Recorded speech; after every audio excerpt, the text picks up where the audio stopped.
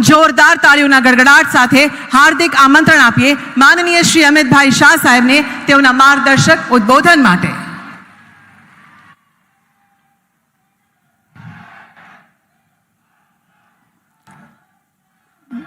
मंच पर उपस्थित गुजरात राज्य के लोकप्रिय मुख्यमंत्री श्रीमान भूपेंद्र भाई पटेल, जिनके निमंत्रण पर मैं आज यहां आया हूं, गुजरात सरकार के साइंस और टेक्नोलॉजी मंत्री श्रीमान अर्जुन मोढवाडिया जी, मेरे साथी सांसद श्री हसमुख भाई पटेल, श्री मयंक भाई नायक, डॉक्टर राजेश गोखले, सचिव भारत सरकार, श्रीमती पी भारती, सचिव गुजरात सरकार, गांधीनगर की मेयर मीराबेन पटेल, विधायक अल्पेश जी ठाकुर, श्रीमती रीताबेन पटेल, महसाणा के सांसद श्री हरिभाई पटेल, भाजपा के गांधीनगर शहर के अध्यक्ष श्री आशीष कुमार दवे और आज के इस कार्यक्रम में इस क्षेत्र के साथ जुड़े हुए सभी इंडस्ट्री के लोग, R&D से जुड़े हुए सभी साथी और विशेष उपस्थिति जिनकी है, ऐसे इस विज्ञान के सभी विद्यार्थी भाइयों बहनों को मेरा प्रणाम। आज गुजरात की धरती पर एक प्रकार से हम भारत की स्वास्थ्य सुरक्षा और बायो सेफ्टी और बायो क्षेत्र के विकास के नए युग की शुरुआत कर रहे हैं। मित्रों, यहां पर Gujarat bio technology research centre के अंदर BSL-4 बायो कंटेनमेंट फैसिलिटी का शिलान्यास आज जो हो रहा है, वो आने वाले दिनों में समग्र भारत के लिए स्वास्थ्य के क्षेत्र का एक सुरक्षा कवच बनकर उभरेगा, इसका मुझे विश्वास है। हमारे प्रधानमंत्री जी का मानना है साइंस एंड टेक्नोलॉजी केवल R&D तक सीमित नहीं रहनी चाहिए, बल्कि ये राष्ट्र के समग्र विकास का एक आधार स्तंभ होना चाहिए। और उसी दिशा में आज एक बहुत महत्वपूर्ण कदम हम आगे बढ़ा रहे हैं। यहां जो विज्ञान के छात्र हैं, वैज्ञानिक हैं और रिसर्च से जुड़े हुए लोग हैं, इस सभी पर पूरा गुजरात और देश विश्वास करता है कि भारत के विकास और भारत के स्वास्थ्य दोनों को आप निश्चित रूप से सुनिश्चित करेंगे। मित्रों, आज यहां पर BSL-4 बायो कंटेनमेंट फैसिलिटी का शिलान्यास किया गया। एक प्रकार से पुणे की वायरोलॉजी इंस्टीट्यूट के बाद ये भारत की दूसरी उच्च स्तरीय लैब होगी, परंतु किसी राज्य सरकार ने बनाई हुई ये पहली लैब है जिसका श्रेय गुजरात को जाता है। एक विशाल संकुल के अंदर 362 करोड़ की लागत से 11,000 वर्ग मीटर में देश की जैव सुरक्षा का एक मजबूत किला यहां बनने जा रहा है। हम सब जानते हैं, हम कोरोना से उभर चुके हैं, निकल चुके हैं। जिस प्रकार के दुनिया भर के अंदर रिसर्च की जरूरत है, इसमें कई सालों तक कहीं ना कहीं हम पिछड़े हुए थे, पीछे पड़े थे। अब ये फैसिलिटी बनने से इसमें इस क्षेत्र के काम करने वाले युवाओं को एक नया मौका भी मिलेगा और भारत इस क्षेत्र में बहुत अच्छे तरीके से आगे निकल पाएगा, इसका मुझे विश्वास है। यह सुविधा वैज्ञानिकों को अत्यंत संक्रमणात्मक और घातक वायरस पर एकदम सुरक्षित वातावरण में संशोधन करने की एक प्रकार से प्लेटफॉर्म यहां पर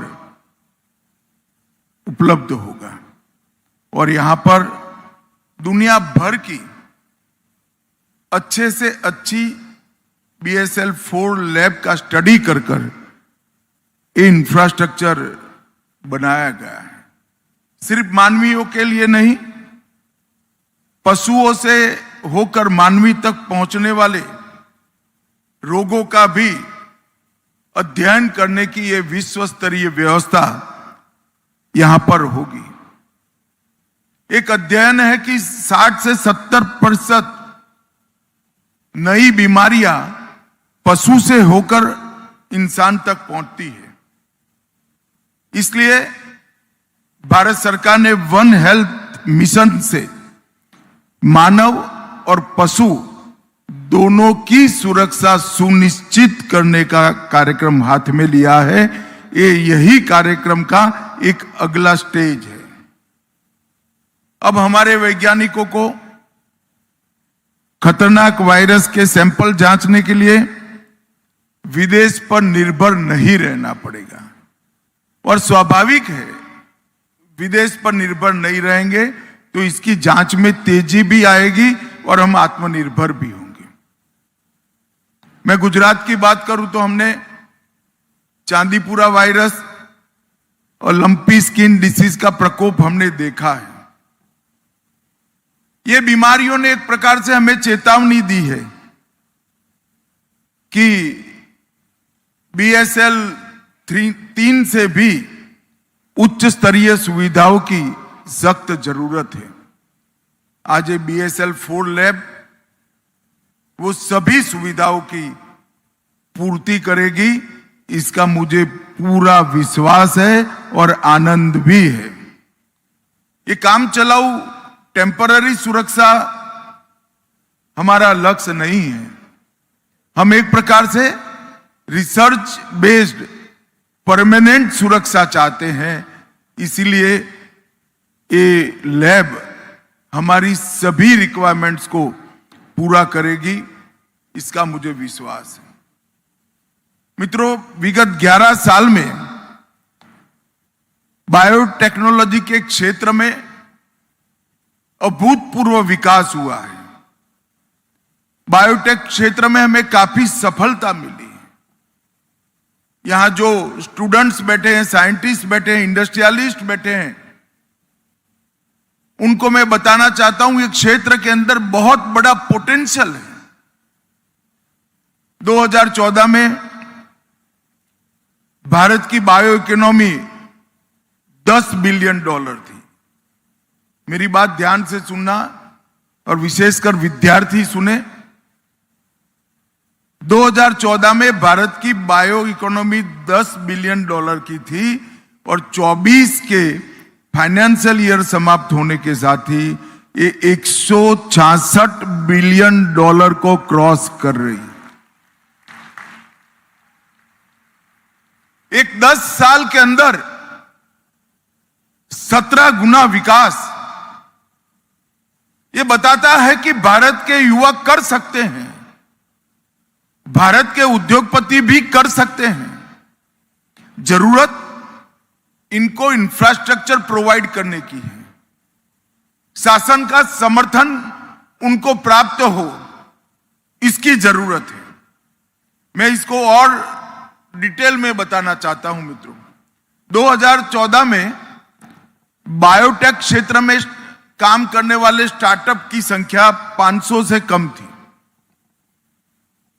वो वेरी करती थी 400 और 500 के बीच में। और 2025 में बायोटेक स्टार्टअप की संख्या 10,000 क्रॉस कर चुकी है। 10,000 क्रॉस। बायो इंक्यूबेटर्स 2000 में 6 थे, 25 में 95 हो चुके हैं। इंक्यूबेशन स्पेस हमारे पास 60,000 वर्ग फुट थी, 60,000 स्क्वायर फुट, और वो बढ़कर 15 टाइम बढ़कर 9 lakh square feet incubation space आज हमारे पास है। और बाजार में उत्पाद जो हमारे थे 10 तक सीमित थे, अब 800 से ज्यादा प्रोडक्ट हमने बाजार में डाली है। और किसी भी क्षेत्र का फ्यूचर और देश में पोटेंशियल और देश के युवाओं की इसमें रुचि देखनी है तो पेटेंट फाइलिंग इसका एक बहुत अच्छा थर्मोमीटर है।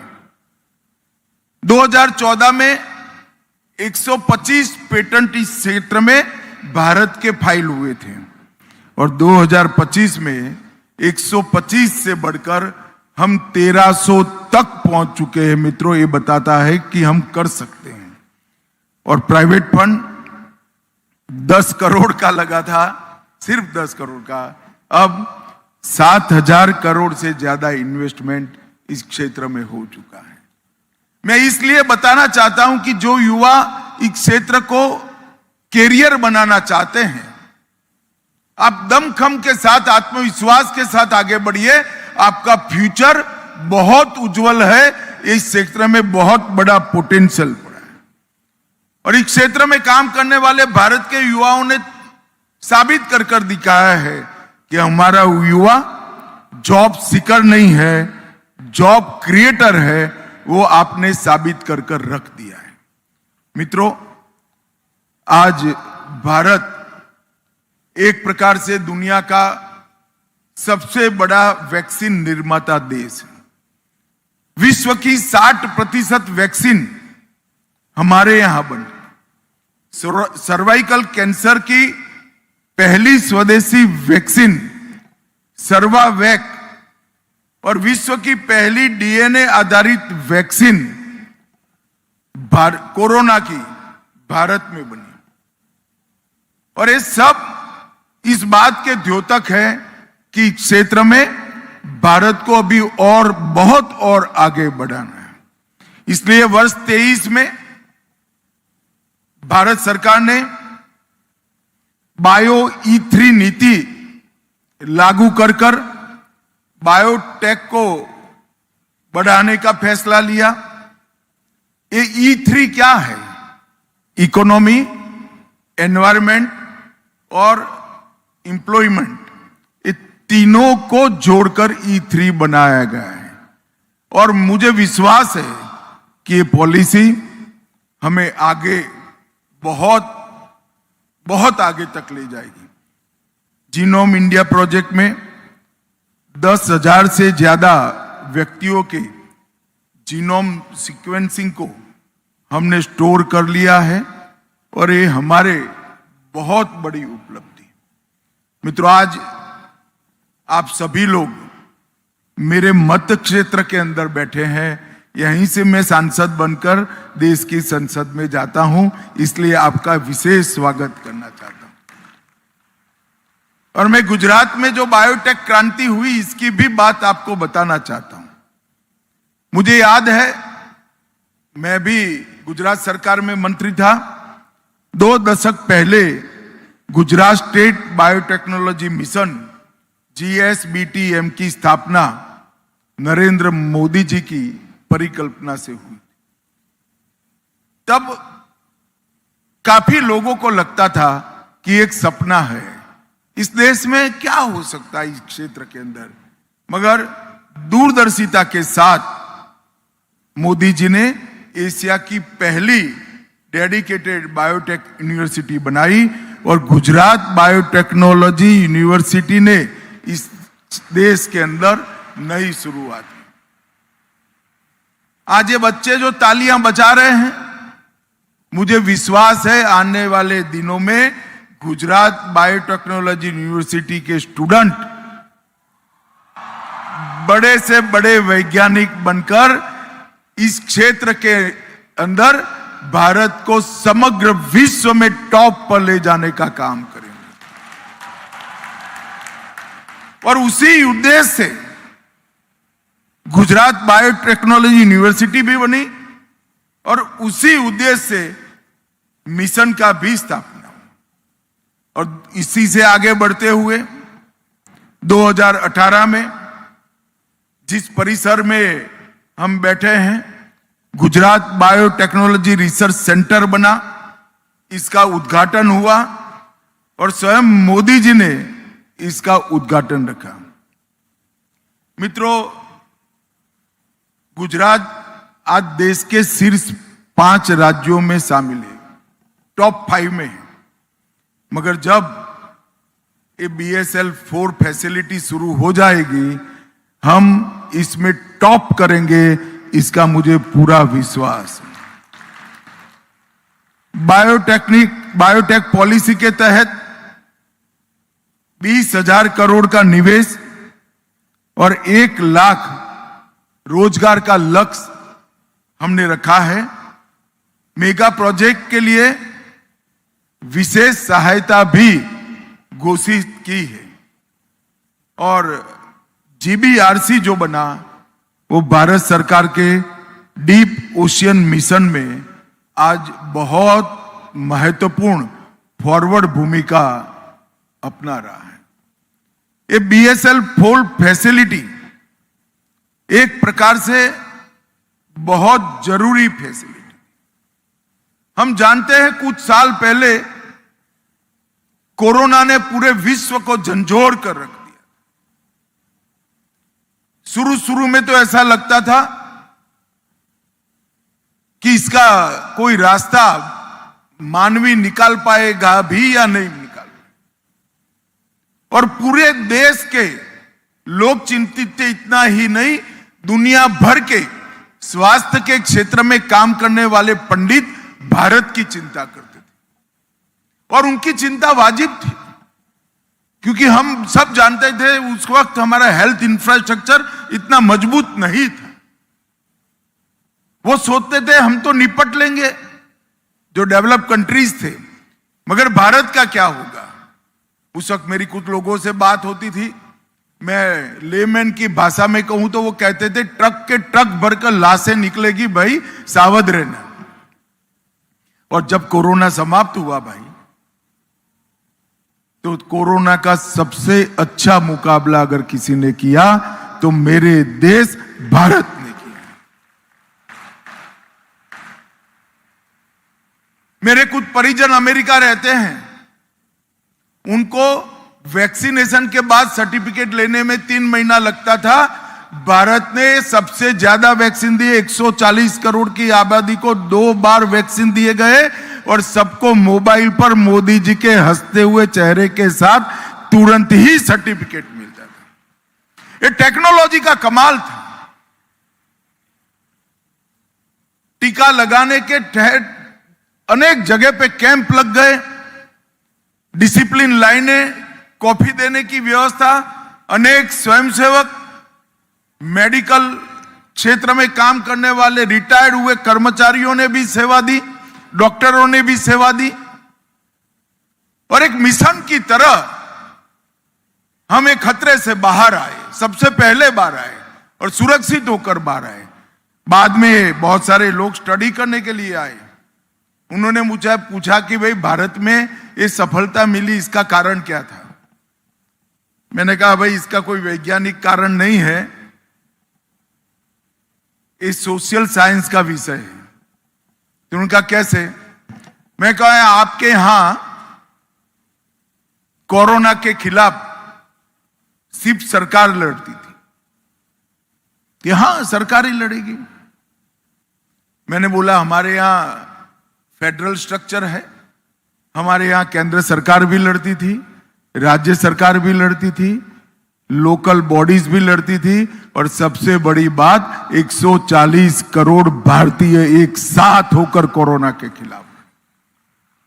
और जो लोग मजाक उड़ाते थे कि दिया जलाने से कोरोना समाप्त हो जाएगा, घंटी बजाने से कोरोना समाप्त हो जाएगा, उनको मालूम नहीं था ये हर घर में दिया जलने से कोरोना के खिलाफ लड़ने की एक सामूहिक ताकत खड़ी करने का एक सोशल एक्सपेरिमेंट था। और मित्रों, मैं तो साक्षी हूं, जब दुनिया क्षुब्ध पड़ी थी और भारत में अभी कोरोना के 300 से ज्यादा पेशेंट नहीं थे, 300 भी नहीं थे, उस वक्त हमारी टेस्टिंग फैसिलिटी भी डेवलप नहीं हुई थी और मोदी जी ने वैक्सीन बनाने के लिए एक टीम का गठन कर दिया था और नतीजा देखिए, 2 वैक्सीन भारत में बने, पूरे 140 करोड़ की आबादी को वैक्सीनाइज किया गया और दुनिया के 70 देशों में टीका पहुंचाने का काम हमारे भारत ने किया। मित्रों, पहले दुनिया में बनी हुई वैक्सीन भी भारत में 11-11 साल, 12-12 साल के बाद आती थी। लगने की तो बात जाने दो, इंट्रोड्यूस ही 11-12 साल के बाद होती। हमने सबसे पहले बनाई, सबसे पहले लगाई और दुनिया के कई देशों को भी बचाने का काम कोरोना में भारत ने किया। और मुझे अब विश्वास है कि BSL 4 की देश में बन रही दूसरी सुविधा अब और आगे ले जाएगी। ये बायोटेक्नोलॉजी के स्टूडेंट जो हैं, उनको मैं कहना चाहता हूं, थकना मत, रिसर्च भी करिएगा, नतीजे भी लाइएगा, पेटेंट भी कमाइएगा और पैसा भी कमाइएगा। आपके लिए खुला मैदान यहां पर पड़ा हुआ है।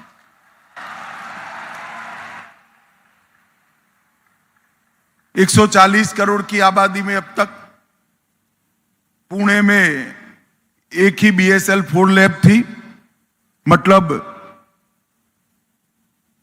सैकड़ों हजारों किलोमीटर दूर हमारी देश में ही सैंपल हमें भेजना पड़ता था। आज दूसरी लैब बन रही है। मुझे विश्वास है कि हमने इससे बहुत बड़ा हमारा फायदा होगा। मित्रों, मैं यहां आया हूं तब AMR के लिए भी बात करना चाहता हूं। एंटीबायोटिक दवाओं के लिए जो रेजिस्टेंस आ जाता है, वो आज हमारी सोसाइटी के सामने, मानव जात के सामने बहुत बड़ा खतरा है और एक प्रकार से साइलेंट डिजास्टर है। AMR का मतलब होता है माइक्रोब्स पर एंटीबायोटिक के प्रभाव का कम होना या समाप्त हो जाना। और इसके लिए 3 मुख्य कारण हैं। एक, अंडर यूज। अगर आप एंटीबायोटिक का कोर्स शुरू कर इसको पूरा नहीं करते हो तो साइकिल समाप्त नहीं होती। दूसरा, ओवर यूज। किसी भी बीमारी के लक्षण दिखते ही या तो डॉक्टर साहब जल्दबाजी में एंटीबायोटिक दे देते या पेशेंट स्वयं ही ले देता है। और तीसरा, मिसयूज। डॉक्टर की सलाह के बगैर एंटीबायोटिक का प्रयोग। मित्रों, मैं मानता हूं कि AMR बहुत बड़ा संकट है और इंसान नहीं, पूरे समाज के लिए संकट है। अगर मानव शरीर की एंटीबायोटिक से रिपेयर होने की क्षमता ही हम कुंद कर देंगे, क्षुब्ध कर देंगे, तो बीमारियों को हम रोक नहीं पाए। यहां इतने सारे साइंटिस्ट बैठे हैं, इतने सारे स्टूडेंट्स भी बैठे हैं और इतने सारे इंडस्ट्रियलिस्ट भी बैठे हैं। इस क्षेत्र में अभी और रिसर्च कर ये विज्ञान को और सटीक बनाने की जरूरत है और मजबूत बनाने की जरूरत है। AMR का खतरा आने वाले दिनों में और आने वाली पीढ़ियों के लिए वर्टिकल ट्रांसमिशन को भी लेकर जाता है। मां के पेट में जब बच्चा होता है तब AMR ट्रांसमिट भी होता है। तो AMR के लिए, इसका सामना करने के लिए एक road map, medicine literacy, red light campaign और आखिरी व्यक्ति तक प्रचार, ये आज जो स्टूडेंट्स मेरे सामने बैठे हैं उनका लक्ष्य होना चाहिए। हमारा लक्ष्य संक्रमण को रोकना भी होना चाहिए और एंटीबायोटिक्स को आने वाली पीढ़ियों के लिए सुरक्षित बनाना भी होना चाहिए। मित्रों, आज मुझे बहुत आनंद है कि मेरे मध्य क्षेत्र के अंदर बायोटेक के क्षेत्र में एक बहुत बड़ी फैसिलिटी उपलब्ध कराई जा रही है, बन रही है। और इससे न केवल गांधीनगर, न केवल गुजरात, पूरे देश के बायोटेक क्षेत्र में काम करने वाले सभी लोगों के लिए, और इसका फायदा जो होना है वो 140 करोड़ लोगों के लिए, और एक प्रकार से देखे तो जो R&D होगा समग्र विश्व का भी फायदा करेगा। इस सभी के लिए आज एक बहुत अच्छी शुरुआत होने जा रही है। इसलिए मैं भारत सरकार, माननीय प्रधानमंत्री जी, गुजरात के मुख्यमंत्री श्रीमान भूपेंद्र भाई और हमारे मंत्री अर्जुन मोढवाडिया जी को बहुत बहुत साधुवाद और बधाइयां देना चाहता हूं। मित्रों, जो लोग विज्ञान के नाम पर विरासत को भुलाना चाहते थे, कोई संस्कार की बात करता था, विरासत की बात करता था, इस पर जो ऑर्थोडॉक्स का थप्पा लगाना चाहते थे, उन सबको 11 साल में बता दिया है कि विकास और विज्ञान और विरासत दोनों के खिलाफ नहीं है। दोनों देश की और हमारे देश की जनता की जरूरियातें हैं और दोनों साइमल्टेनियसली हो सकते हैं। कल नरेंद्र मोदी जी ने सोमनाथ में सोमनाथ स्वाभिमान पर्व मनाया और सोमनाथ स्वाभिमान वर्ष की शुरुआत की। एक चिर पुरातन शिवालय जिसको 16 बार तोड़ा गया, हर बार नया बना, तोड़ने वाले कोई दुनिया के नक्शे पर उपलब्ध नहीं है, इनका नामो निशान नहीं है। वो शिवालय आज भी गगनचुंबी ध्वजा लेकर खड़ा है। और सोमनाथ का ये भव्य मंदिर सिर्फ एक ज्योतिर्लिंग नहीं है, एक शिवालय नहीं है, समग्र भारतीय समाज का एक गौरव का मान बिंदु है। सोमनाथ का ये शिवालय सनातन का सम्मान है और सोमनाथ का शिवालय भारत की जनता की जीवंतता और जिजीविसा दोनों का प्रतीक है। दुनिया में शायद ही कोई जगह होगी जो 16 बार टूटकर आज सम्मान के साथ गगनचुंबी ध्वजा के साथ वहां पर विद्यमान है। मोदी जी ने हमारी ये विरासत का परिचय कल पूरी दुनिया को कराया है। आज वही मोदी सरकार और वही भारतीय जनता पार्टी की गुजरात सरकार यहां पर BSL फूल की आधुनिक लैब बना रही है, जिससे मेरे युवा रिसर्च एंड डेवलपमेंट कर मानव जीवन का कल्याण करेंगे। तो विज्ञान और विरासत, विकास और विरासत दो ऑप्शन नहीं है, दोनों रिक्वायरमेंट है सोसाइटी की, दोनों साइमल्टेनियसली साथ में चल सकती है। एक अनेक मौकों पर प्रधानमंत्री जी ने साबित कर दिया है। फिर से एक बार मेरे मत क्षेत्र में अंदर गुजरात में BSL 4 की फैसिलिटी बनाने के लिए भारत सरकार और गुजरात सरकार का बहुत बहुत धन्यवाद, साधुवाद, नमस्कार, वंदे मातरम।